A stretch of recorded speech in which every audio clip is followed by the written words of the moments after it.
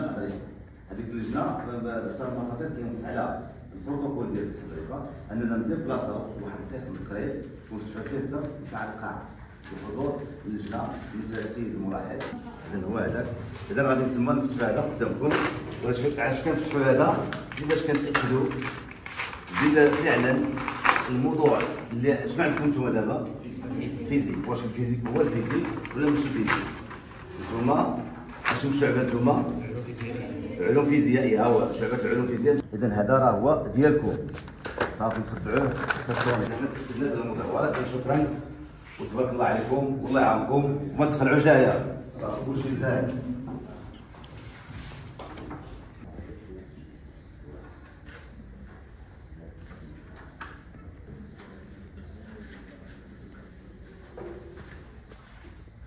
في القاعه له بحضور اللجنه وكنديبلاصاو واحد القاعه باش كنفتحوا واحد الظرف باش نعرفوا الماده واش هي ولا ماشي هي.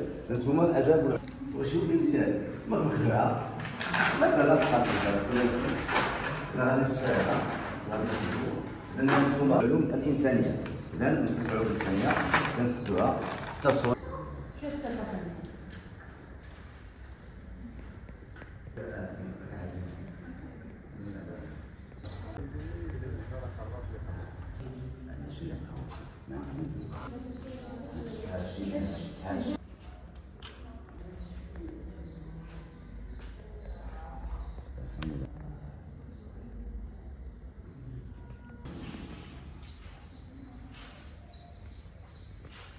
بالنسبه لنا حنا راه عندنا الامتحان الوطني كيمر في ظروف عاديه كما شفتوا نتوما هنايا.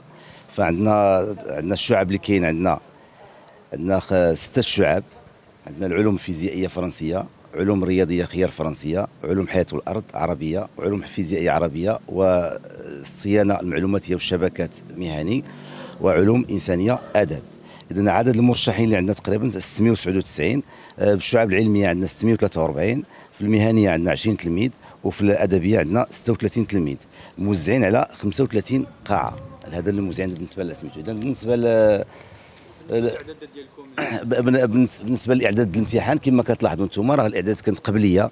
راه حنا درنا دوك صوبنا القاعات الى صوبنا الطوابل، قدينا لي زيتيكات في الطوابل، صوبنا ارقام القاعات، قدينا دوك لي بون ديال لي كيير في الوراق قبليا، ما درناهمش نهار الامتحان. اذا وكل شيء معدل قبلي. نهار الامتحان كنجيو غير كنفرقوا فقط. هذا هو اللي كنديروا بالنسبه للامتحان. اليوم ما مر بشكل عادي فتحوا الاظرفه بشكل طبيعي. بالنسبه اليوم كما حضرتوا معنا فتح الاظرفه. حنا فتحنا الاظرفه نتاع اللي جبناها من النيابه، جبناها مع 6 الصباح بالوسائل الخاصه ديالنا وجبناها حتى لهنايا. حطينا درنا الفتح، فرقنا على الاقسام، انطلقنا في الساعه 8. هذا هو فاش انطلقنا.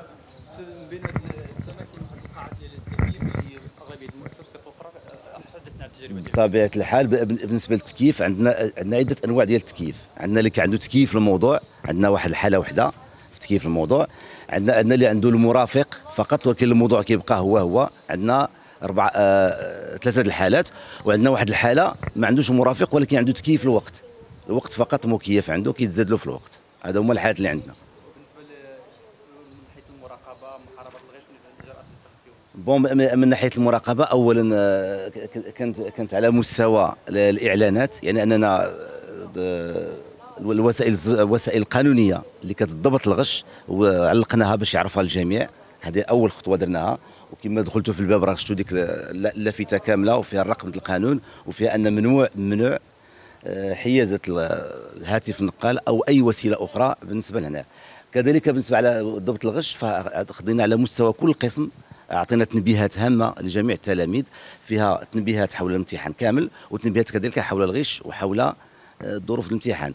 كذلك بالنسبه للقاعات فاحنا عندنا 2 مداومين، 2 حراس في القاعه وبطبيعه الحال واحد في الطبله. اذا هادو كاملين راه كيضبطوا لنا تقريبا تكافؤ الفرص بين التلاميذ وكيضبطوا لنا كذلك محاربه الغش.